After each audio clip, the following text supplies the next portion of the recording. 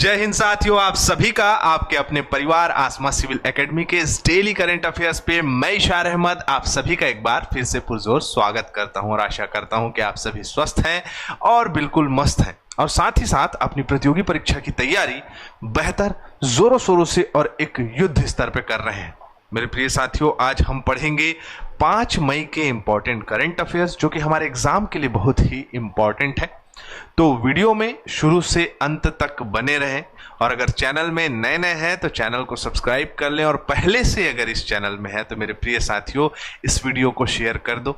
ठीक है, चलिए अपना सत्र प्रारंभ करते हैं एक पॉजिटिविटी के साथ। लेखक कह रहा है, हर दिन एक नई शुरुआत मानो, हर दिन एक नई शुरुआत मानो।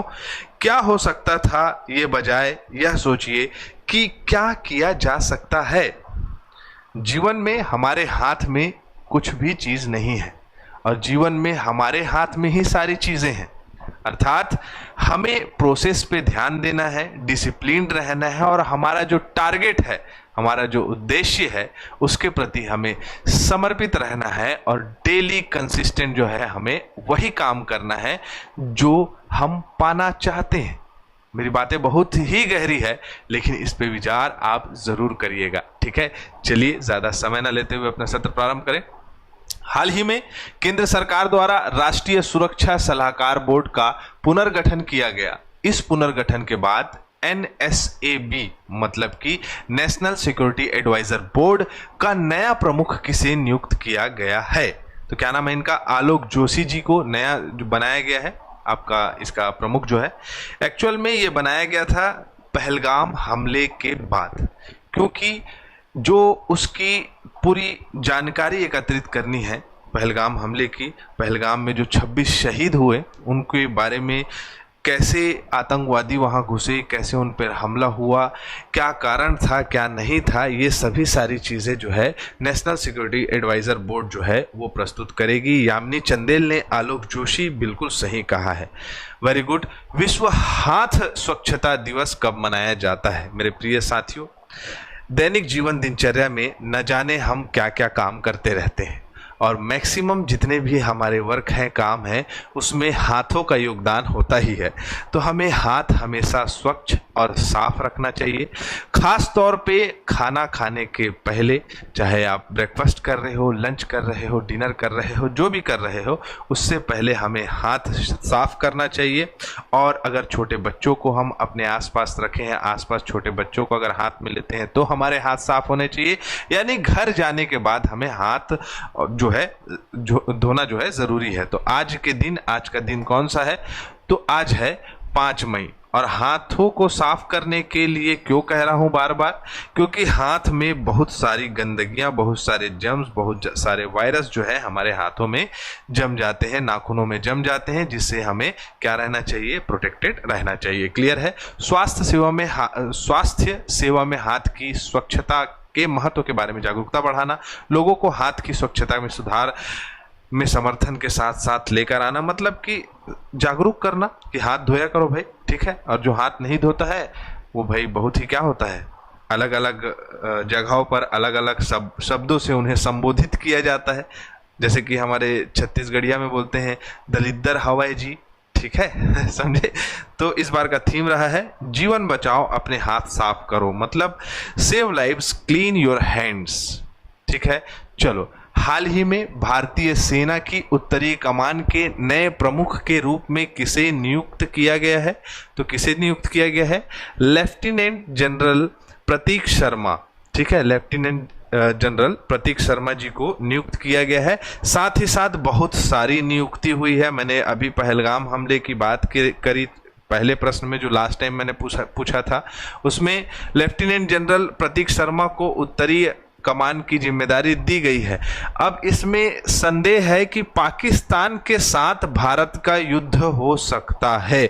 बहुत सारे वीडियोस जो है इधर उधर वायरल हो रहे हैं जिसमें पाकिस्तानी सेना प्रमुख को बोलते हुए कहा गया है, लेकिन ठीक है, भारत जो है वो डिफेंसिव मोड में है, तो युद्ध कभी भी हो सकता है और नहीं भी हो सकता है, ऐसे हम मानते हैं।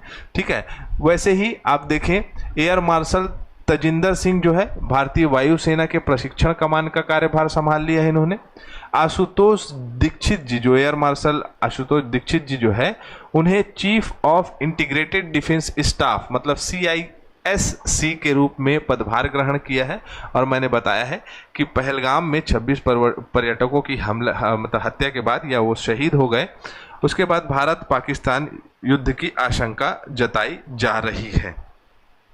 लेफ्टिनेंट जनरल प्रतीक शर्मा की बात करें तो 1987 में मद्रास रेजिमेंट में कश्मीर में थे, ठीक है। और इनका अनुभव LOC मतलब कि लाइफ ऑफ कंट्रोल के ब्रिगेड में भी रहा है, और पश्चिमी भारत के स्ट्राइक कोर कमान के भी इन्होंने क्या करी है, तो कप्तानी की है, ठीक है। अब यहाँ पर सवाल आता है उत्तरी कमान। जून 1972 में 1971 के युद्ध के बाद इसे स्थापित किया गया था। उधमपुर जम्मू कश्मीर में इसका मुख्यालय है। पाकिस्तान जिम्मेदारी क्या है इसकी, तो पाकिस्तान सीमा सुरक्षा में इसकी जिम्मेदारी है। लद्दाख में चीन से लगी हुई सीमा मतलब जो अक्साई चीन वाला भाग है, जो LAC है ना, लाइन ऑफ एक्चुअल कंट्रोल, उसको भी क्या करता है ये संस्थान प्रोटेक्ट करता है, ठीक है, प्रोटेक्ट करता है। क्लियर। चलो, हाल ही में 2024-25 फुटबॉल सत्र के लिए वर्ष का सर्वश्रेष्ठ पुरुष और महिला खिलाड़ी किसे चुना गया है? पहले पुरुष उसके बाद महिला। तो कौन कौन है भाई? तो सुभाषिस बोस जो कि मोहन बगान से खेलते हैं, और सौम्या गुगलोथ जो कि दक्षिण भारत की एक बहुत ही शानदार फुटबॉल खिलाड़ी है। आशीष बोस जो कि मोहन बगान सुपर जायंट से खेलते हैं। मोहन बगान और ईस्ट बंगाल, ये दो एक बहुत ही प्रमुख टीम है जो कि हमारे भारतीय फुटबॉल टीम के मैक्सिमम प्लेयर्स जो है इसमें खेलते हैं। बहुत सारे प्लेयर्स मतलब इसमें चयन मतलब हमारे भारतीय फुटबॉल टीम में जो है सेलेक्ट हुए हैं इस टीम से, और ये लगभग 1900 के दशक के समय से इस टीम को संचालित किया जा रहा है। आप अगर वेस्ट बंगाल वाले क्षेत्र में जाएंगे तो कैलकाटा में मैक्सिमम इसकी प्रैक्टिस होती है। तो उसके खिलाड़ी हैं सुभाषिस बोस और सौम्या गुगलोथ, ये दोनों को दिया गया है, ठीक है। सौम्या गुगलोथ कहाँ की है? साउथ की, मैंने बताया तेलंगाना की। अखिल भारतीय फुटबॉल महासंघ के द्वारा दिया गया है इसे। 23 जून 1937 में इसकी स्थापना हुई है। मुख्यालय द्वारका में है, मतलब दिल्ली के पास। अनिल कुमार प्रभाकरन इसके महासचिव है। कल्याण चौबे इसके अध्यक्ष हैं। और फीफा संबंधता जो है 1948 से स्टार्ट हो चुका है इस संघ के द्वारा, ठीक है। चलो, अगला प्रश्न हमारे स्क्रीन में प्यारे साथियों ये रहा। हाल ही में बिहार में पहली बार क्या आयोजित हो रहा है? देखते हैं। आयोजित किए जा रहे हैं खेलो इंडिया यूथ गेम्स। खेलो इंडिया यूथ गेम्स आयोजित कराया जा रहा है, जिसमें 10,000 खिलाड़ी और कोच शामिल हैं, ठीक है। उद्घाटन इसका किस स्थान पर हो रहा है, ये प्रश्न है। तो कहाँ हो रहा है? तो पाटलिपुत्र खेल परिसर में हो रहा है बिहार में। पाटलिपुत्र जो है ऐतिहासिक दृष्टिकोण से देखें तो मगध साम्राज्य की राजधानी भी रही है। वहाँ जो है पाटलिपुत्र स्टेडियम है, वहाँ जो है इसे आयोजित कराया जा रहा है, पटना में है, ठीक है। अब यहाँ पर बहुत सारे उद्घाटन समारोह होंगे जिसमें मैथिली ठाकुर लोकगीत प्रस्तुत करेंगे। पंकज त्रिपाठी बिहार की गौरव गाथा गाएंगे, ठीक है, मिर्जापुर वाले। 600 स्कूल के बच्चे, 200 एनसीसी कैडेट्स यहाँ प्रस्तुत रहेंगे। 1600 कलाकार जिनमें 200 बॉलीवुड से हैं, ये सभी जो है खेलो इंडिया को प्रमोट करेंगे। 28 राज्य और 8 केंद्र शासित प्रदेशों से लगभग मैंने बताया कि 10,000 खिलाड़ी और कोच स्टाफ शामिल होंगे। बिहार से 700 खिलाड़ी पार्टिसिपेट कर रहे हैं, ठीक है। और बिहार का क्राइटेरिया सिर्फ ये रखा गया है, बाकी जितने राज्य हैं उसमें 16 खिलाड़ी रखेंगे। बिहार से जो है आपका 2-2 खिलाड़ियों को मौका दिया जाएगा सभी खेलों से, ठीक है। चलो, आप लोगों के लिए एक प्रश्न है, एकदम सिंपल सा प्रश्न है, मैंने इसमें नहीं रखा है।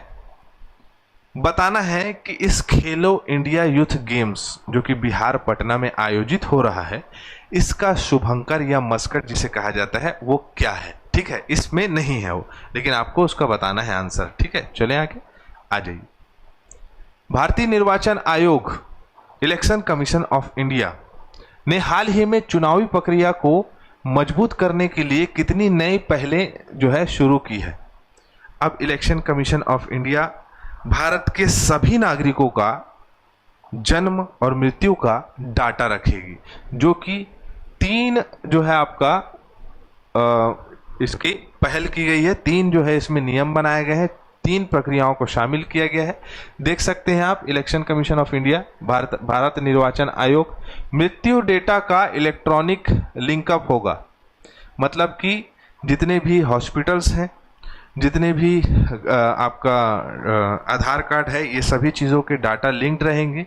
जैसे किसी भी व्यक्ति की मृत्यु होती है, कोई डेथ कर जाता है, तो उसको जो है निर्वाचन आयोग को पता चल जाएगा। ठीक है, और इसमें फॉर्म 7 भरने की आवश्यकता नहीं है, जो फॉर्म 7 हमेशा मृत्यु पंजीकरण के लिए भरना पड़ता है। नया डिजाइन वोटर सूचना पर्ची। अब एक क्या होगा, एक वोटर इंफॉर्मेशन स्लिप बनेगा। वो स्लिप में जो सीरियल नंबर्स होंगे, देख सकते हैं आप यहाँ पर कि इसमें सीरियल नंबर और भाग संख्या, पार्ट नंबर जो रहेगा वो बड़े बड़े अक्षरों पे रहेगा। उसी पे आधारित रहेगा कि आप किस निर्वाचन क्षेत्र में वोट दे सकते हैं। क्लियर। बूथ लेवल अधिकारी, बूथ लेवल अधिकारी मतलब क्या होगा, बूथ लेवल ऑफिसर्स, इनको प्रॉपर आइडेंटिफाई किया जाएगा, आईडी कार्ड प्रोवाइड कराया जाएगा, और पहले से पता रहेगा कि ये व्यक्ति जो है चुनाव कराने की प्रक्रिया को जो है संचालित करेगा। तो लोग उसको क्या है, जानेंगे, पहचानेंगे, उससे अवेयर रहेंगे, और उसको जिम्मेदारी भी दी जाएगी। जैसे ये दिखाई दे रहा है, मृत्यु डेटा का पंजीकरण, नया डिजाइन करना, है ना, वोटर सूचना पर्ची, वोटर इंफॉर्मेशन स्लिप, ये सभी सारी चीज़ों की ट्रेनिंग इस बूथ लेवल ऑफिसर को प्रोवाइड कराया जाएगा। अब स्टैटिक पोर्शन में ये देख लें कि 25 जनवरी 1950 को भारतीय चुनाव आयोग का गठन हुआ है। नई दिल्ली में मुख्यालय है। आर्टिकल 324 के तहत स्थापित एक संवैधानिक संस्था है। ये हमें पता होना चाहिए। आप लोगों के लिए प्रश्न है, यहाँ पर लिखाया भी होगा कि बताइए चीफ इलेक्शन कमिश्नर की नियुक्ति कौन करता है। ठीक है, मुख्य निर्वाचन आयुक्त की नियुक्ति कौन करता है। हाल ही में आर्थिक मामलों की कैबिनेट समिति ने किस 2 शहर के बीच greenfield high speed access controlled corridor की मंजूरी दी है। जैसा कि आप सभी को पता है कि भारत का जो पूर्वोत्तर राज्य है, कौन कौन से राज्य, जिसमें आपका अरुणाचल प्रदेश है, असम है, मणिपुर है, त्रिपुरा है, मिजोरम है, नागालैंड है, ये सभी राज्य जो हैं, यहाँ अगर देखें तो ट्रांसपोर्टिंग की, यातायात की देखें तो सुविधाएं कम हैं। यातायात की सुविधा कम क्यों है, क्योंकि मैक्सिमम क्षेत्र यहाँ कैसा है, तो फॉरेस्ट रीजन है। कैसा क्षेत्र है, फॉरेस्ट रीजन है, और फॉरेस्ट रीजन के साथ साथ यहाँ पास जो है जो धरातल है वो उच्चावच है, मतलब यहाँ पहाड़ है, पर्वत है, ऐसे क्षेत्र शामिल है। ठीक है, तो इस क्षेत्र में यातायात की व्यवस्था उतनी अच्छी नहीं है, और यातायात की व्यवस्था जहाँ अच्छी नहीं होती है उन क्षेत्रों में व्यवसाय या व्यापार करना संभव नहीं हो पाता है। तो यातायात की सुविधा अगर अच्छी होगी तो क्या होगा, उस क्षेत्र में विकास संभव होगा, बड़ी बड़ी इंडस्ट्रीज वहाँ जो है कार्य करेगी। तो शिलोंग और सिलचर, ठीक है, शिलोंग से सिलचर को जो है कनेक्ट किया जा रहा है, ये high speed access controlled corridor. ठीक है, अब देखो ये कौन से नंबर के नेशनल हाईवे में होगा, तो नेशनल हाईवे नंबर 6 में इसे बनाया गया है। इसकी लंबाई कितनी है, तो 166 किलोमीटर, जिसमें से 144.80 किलोमीटर मेघालय में होगा और 22 किलोमीटर का हिस्सा असम में होगा। तो ये पता होना चाहिए। ठीक है, और बहुत ही अच्छी उपलब्धि है। क्लियर। चलो, इंडियन ट्रांसपोर्ट जब पढ़ते हैं ना हम, है ना, तो उसमें ये सब क्वेश्चंस पूछने की संभावनाएं होती है। क्लियर, इंपॉर्टेंट एग्जाम के लिए। हाल ही में भारत का पहला समर्पित ट्रांसशिपमेंट और अर्ध स्वचालित बंदरगाह विझिन जाम पोर्ट कहाँ है, तो केरल में है। ठीक है, का उद्घाटन किसने किया है, तो वर्चुअल रूप से हमारे आदरणीय सम्माननीय प्रधानमंत्री नरेंद्र मोदी जी ने इसका उद्घाटन किया है। विझिन जाम पोर्ट केरल में है। तो केरल को आप इस प्रकार से जानते होंगे, ये हमारा दक्षिणी भारत, यहाँ पर है केरल। तो केरल के 10 नॉटिकल मील तक, ठीक है, 10 नॉटिकल मील तक के टेरिटोरियल सी के अंतर्गत ही जो है आपका इसे बनाया गया है। ये क्या करेगा, तो उस क्षेत्र में जो माल आ रहा है, ठीक है, इंपोर्ट एक्सपोर्ट होता है, तो उस माल को जो है क्या करेगा, ट्रांसपोर्ट करेगा ये पोर्ट बेसिकली, उसी लिए तैयार किया गया है। विजिनजाम इंटरनेशनल पोर्ट लिमिटेड और अडानी विजिनजाम पोर्ट प्राइवेट लिमिटेड के साझे से ये तैयार हुआ है, ठीक है। अडानी जी का इसमें इन्वेस्टमेंट है। और एक और उपलब्धि ये है मेरे प्रिय साथियों, क्योंकि ये जो है आर्टिफिशियल इंटेलिजेंस के माध्यम से सारे कार्य को करेगा। प्रॉपर सॉफ्टवेयर इसमें जो है, जितने भी इसमें जहाज लगेंगे वो सॉफ्टवेयर से संचालित होंगे और ये कार्यरत रहेंगे। अब भारत के कंटेनर श्रीलंका के कोलंबो की जगह यही ट्रांसशिप होंगे। इसे विदेशी मुद्रा बचेगी, भारत का पोर्ट नेटवर्क मजबूत होगा, पर्यटन, लॉजिस्टिक्स और व्यापार में तेजी जो है हमको देखने को मिलेगी। क्लियर? चलो, एशियाई खेल 2026 के लिए, जिसे हम एशियाड के नाम से जानते हैं, यहां नहीं लिखाया है, 2026 के खेल कार्यक्रम में पहली बार कौन सा नया खेल शामिल किया गया है? तो आपको बता दूं, अगर आपको पता होगा इस गेम के बारे में, जिसे हम MMA कहते हैं, और मिक्स मार्शल आर्ट को शामिल कर दिया गया है एशियाई खेलों में, और क्रिकेट को भी शामिल कर दिया गया, पहले नहीं था।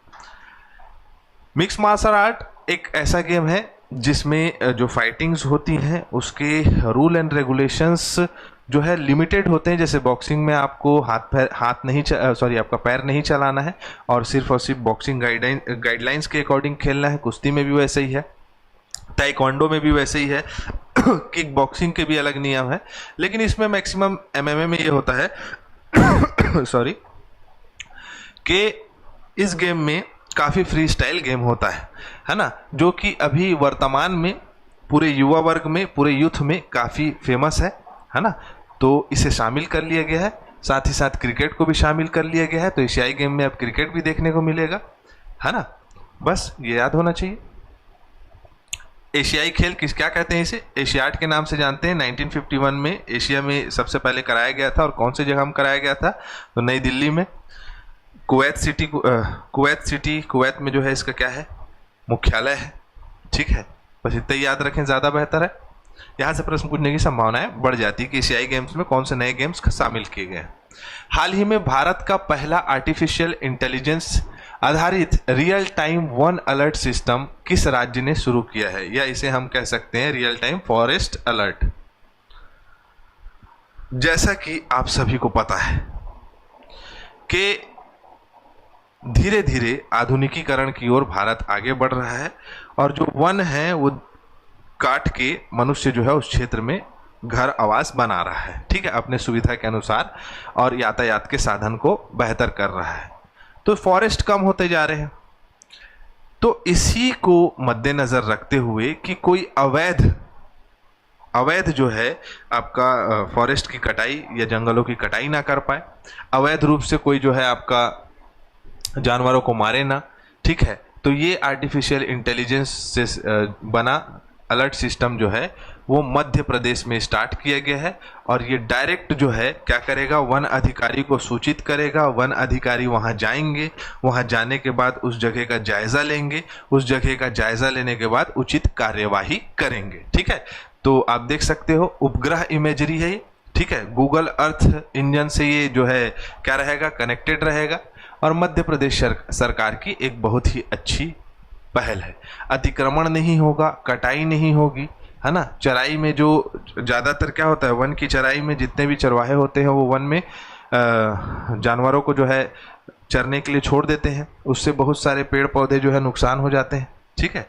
वैसे अगर चराई की बात करें तो चराई के भी बहुत सारे तकनीक हैं। जैसे कि हम कृषि के क्षेत्र में, कृषि बहुल्य देश होने के बाद भी आज कृषि के क्षेत्र में उतनी उन्नति नहीं कर पाए।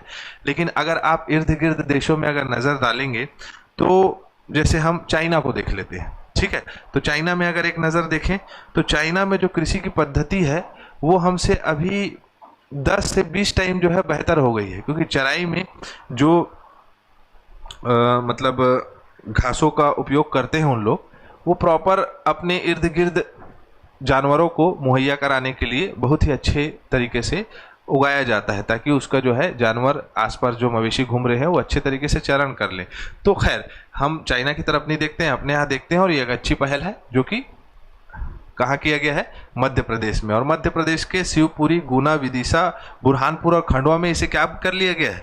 इसे जो है आपका एक बार टेस्ट भी कर चुके हैं। ठीक है, चले आगे बढ़ते हैं। जीपीएस से डायरेक्ट पता चल जाएगा सारा चीज। अब फटाफट रिवीजन कर लेते हैं। विश्व प्रेस दिवस कब मनाया जाता है? तो 3 मई को मनाया जाता है। शहीद हुए जितने भी प्रेस रिपोर्टर्स हैं उनको याद भी किया जाता है, और लोकतंत्र का चौथा स्तंभ माना जाता है इसे। ठीक है, तो उसको अवेयर करने के लिए बनाया जाता है। अमेजन क्या कर रहा है? 27 उपग्रह अंतरिक्ष में प्रक्षेपित कर रहा है कुइपर के नाम से, सस्ते दर पे इंटरनेट प्रोवाइड करने के लिए। ठीक है, जाति जनगणना भारत अब स्टार्ट करने जा रहा है 2025 में। 2021 की जो हमारी जनगणना होने वाली थी उसका रिपोर्ट भी आने वाला है, जिसके तहत जाति जनगणना कराई जाएगी, जिससे ये पता चल पाएगा कि कितने ओबीसी हैं, कितने एसटी हैं, कितने एससी हैं, कितने जनरल हैं, और उसके आधार पर आरक्षण आवंटित किया जाएगा। ठीक है, लास्ट टाइम 1934 में हुआ था, मैंने बताया था। ठीक है, आप लोगों के लिए प्रश्न है, बताइए कि भारत में सबसे पहली बार जनगणना कब हुई थी? ठीक है, चलो। त्रिनिदाद और टोबैगो को कहाँ की प्रधानमंत्री बन गई हैं? तो क्या है भाई? आम चुनाव में प्रसाद बिसेसर प्रसाद बिसेसर नाम है। हाल ही में किस देश के पूर्व प्रधानमंत्री कमला प्रसाद बिसेसर ने आम चुनाव में शानदार जीत दर्ज की और एक बार फिर से प्रधानमंत्री बन गई? तो जगह का नाम ही है त्रिनिदाद और टोबैगो। ठीक है, हो जाता है कभी कभी, मेरे से भी गलती। सुजाता चतुर्वेदी जो है यूपीएससी की सदस्य बन गई हैं। कंपाउंड तीरंदाजी के क्षेत्र में जो है वो टॉप्स में लोगों को शामिल किया गया है, मैंने इसकी डिटेलिंग बता दी थी आपको। हाल ही में भारत के सर्वोच्च न्यायालय ने संविधान के किस अनुच्छेद के तहत डिजिटल पहुंच को मौलिक अधिकार के रूप में मान्यता दी है? इसका आंसर बताइए, बहुत ही ज्यादा इंपॉर्टेंट है। तो हमारा सत्र यहीं कंप्लीट होता है, मैं इसी के साथ इजाजत चाहूंगा। जय हिंद, जय भारत।